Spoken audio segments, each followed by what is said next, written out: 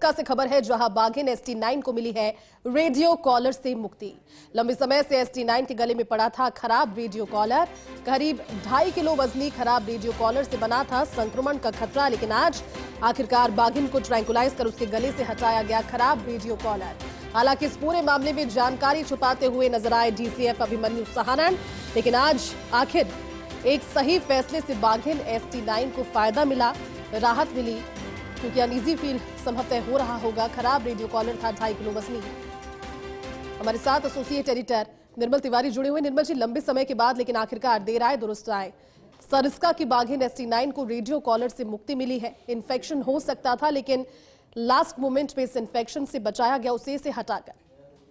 निश्चित तौर पर जयती, देखिए ST9 की हम बात करें तो ये वही बाघिन है जो पूरे सरिस्का को अभी चला रही है। अगर सरिस्का में ST9 नहीं हो तो वहाँ टूरिज्म न के बराबर है, क्योंकि सबसे ज्यादा अगर टूरिस्ट को कोई दिखती है बाघ तो बाघिन दिखती है तो ST9 या फिर ST21 जो बाघ है युवराज, वो नजर आता है।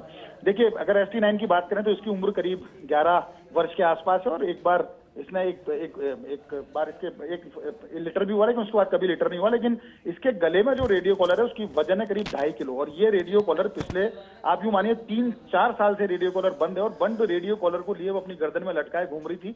और इसकी पहचान खास बात और है ST9 की, इसको पॉनीटेल भी कहा जाता है, क्योंकि इसकी जो पूंछ है वो कटी हुई है। एक एक्सीडेंट में इसकी पूंछ कट गई थी, तो उसके बाद इसको कुछ लोग ब्रोकन टेल बोलते हैं, कोई पॉनीटेल बोलता है, और इसकी ST9 की यही पहचान है। खास बात यह है कि आज पूरे मामले में जब लगातार मुख्य वन्यजीव प्रतिपालक शिखा मेहरा है, उनके स्तर पर वन मंत्री को इसकी सूचना दी गई थी कि इसमें ऐसा लग रहा है कि उसके गले में कुछ इन्फेक्शन है। उसके बाद आज उसको ट्रैंकुलाइज करने का फैसला किया गया, उसको गुपचुप तरीके से ट्रैंकुलाइज किया गया, उसका रेडियो कॉलर हटा दिया गया, और अब वो पूरी तरह से उसके बाद उस रेडियो कॉलर हटाने के बाद उसको रिलीज की जो प्रक्रिया है वो प्रक्रिया चल रही है। देखिए, खास बात यह है कि बिल्कुल नए हैं अभिमन्यु सहानन। अगर वहां के DCF की बात करें, उनके आने के बाद से लगातार जिस तरह से आपको पता है कैसे 2303 वहां से निकल करके हरियाणा पहुंचा, हरियाणा से फिर बाद में उसको रामगढ़ विस्तारी ले जाया गया, वहां उसकी डेथ हुई। 2305 की बात करें तो बांदीकुई तक आ गया था सरिस्का से निकल करके, और अभी भी लगातार उसकी मॉनिटरिंग की जा रही है। अनुभव की कमी उनमें जरूर नजर आती है, और कोशिश करते हैं कि मीडिया से हर तरह से जानकारी छुपाई जाए, लेकिन जानकारी छुपाने से कुछ नहीं होता। मीडिया का भी उतना ही बड़ा योगदान है।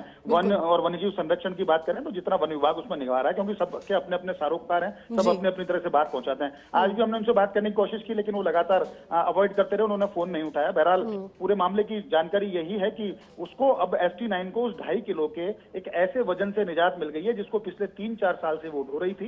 3-4 साल से तो कॉलर बंद ही था, 3-4 साल वो कॉलर चालू रहा, तो पिछले 5-6 साल से उसके गले में वो एक 2.5 किलो वजन बंधा हुआ था। पुरानी तकनीक का रेडियो कॉलर था जो बंद पड़ा था, क्योंकि पहले उसकी ट्रैकिंग मॉनिटरिंग के लिए उसको लगाया गया था।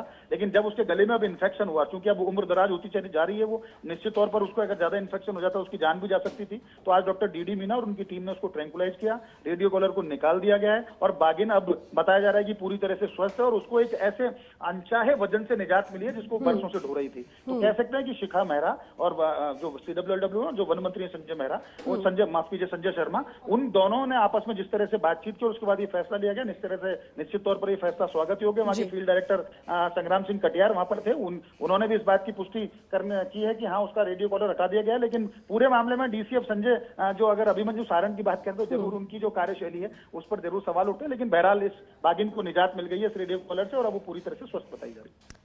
ठीक है निर्मल जी, शुक्रिया आपका इस बातचीत के लिए।